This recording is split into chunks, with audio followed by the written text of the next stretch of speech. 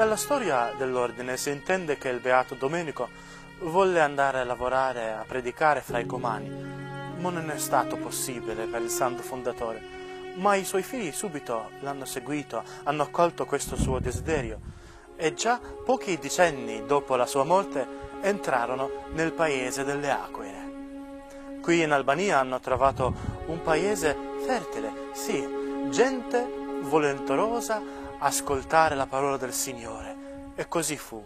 Subito fiorirono le vocazioni domenicane qui in Albania, fino all'arrivo delle flotte ottomane. Con l'arrivo dei turchi qui in Albania, i domenicani, anche per via dell'amicizia con l'eroe nazionale George Castriot Skanderbeu, furono buttati via.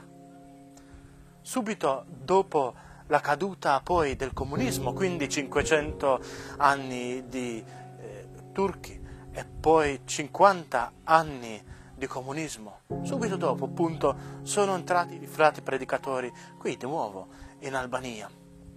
Qui hanno trovato una terra ormai martoriata da decenni di comunismo ateo, dove la fede, non solo quella cattolica, ma ogni professione, è stata bandita anche con la Costituzione.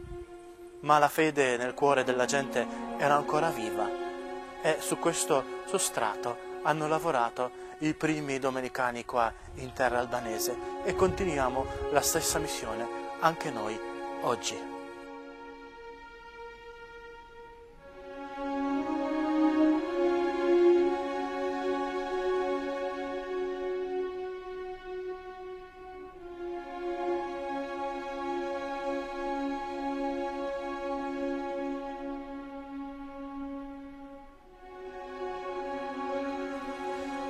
I frati della provincia domenicana maltese sono venuti in Albania, su richiesta del maestro dell'ordine, nel 1996.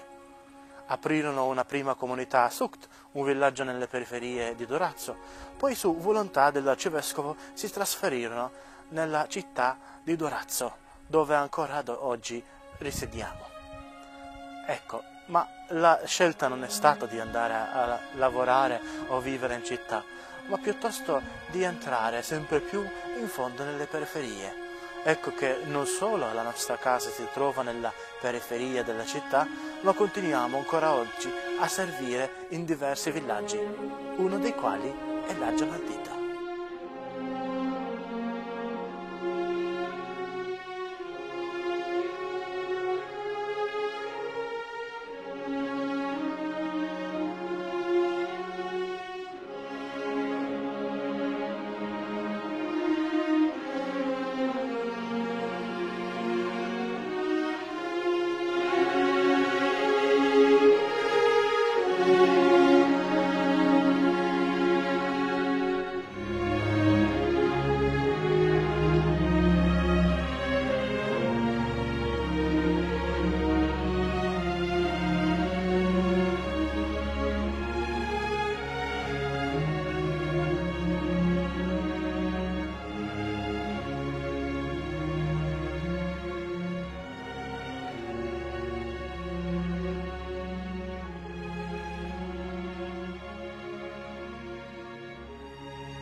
Il villaggio di l'Aggia Mardita fu subito uno dei primi in cui abbiamo cominciato a lavorare appena entrati nelle periferie di Durazzo. All'inizio è stato molto difficile. Abbiamo cominciato a celebrare la Santa Messa su un biliardo, non c'era altro posto. Tante volte al freddo, al gelo, in inverno e al caldo del fuoco di estate. Però la gente veniva, la gente partecipava, la gente era assetata di sapere sempre più del Signore, l'unico che dà veramente la speranza a qualcuno che di speranza magari ne ha poca. Anche con la generosità di tanti che a Malta, in Italia o dovunque hanno conosciuto l'opera che stavo facendo, abbiamo cominciato a costruire questa chiesa, la chiesa dedicata a San Giorgio Martire. La gente sempre più partecipava, Sempre più si sentiva il bisogno della catechesi, della formazione, ma anche della formazione umana, dell'aiuto, dell'assistenza, assistenza in maniere varie, non solo quella spirituale appunto, ma anche quella materiale, quella economica, quella sanitaria. A questo punto stiamo pensando di continuare a investire nel futuro di questo popolo, investire per un futuro migliore per tutti.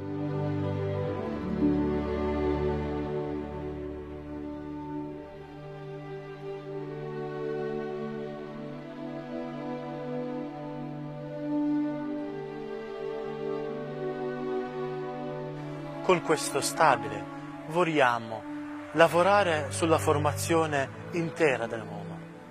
Quindi la formazione spirituale basata sui valori datoci dal Signore nostro Gesù Cristo, ma come anche quella intellettuale, umana, e anche quella sanitaria.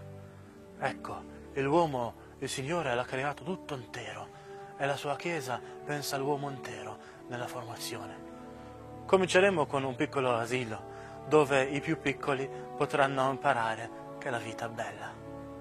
Ci occuperemo anche dei ragazzi con il doposcuola, come pure delle donne con corsi di formazione varie e dei giovani, il futuro di questa nazione. Ci sarà anche un piccolo ambulatorio dove dottori, specialmente con l'aiuto dei volontari, potranno assistere al popolo nelle necessità del corpo.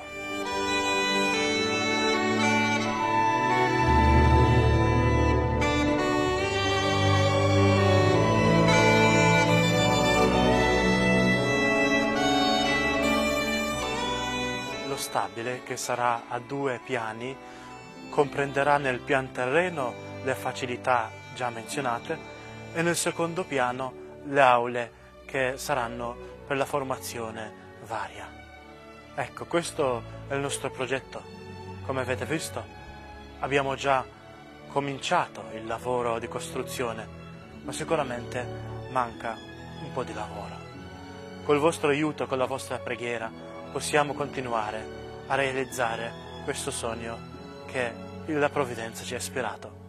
Pregate per noi e per ogni informazione contattateci.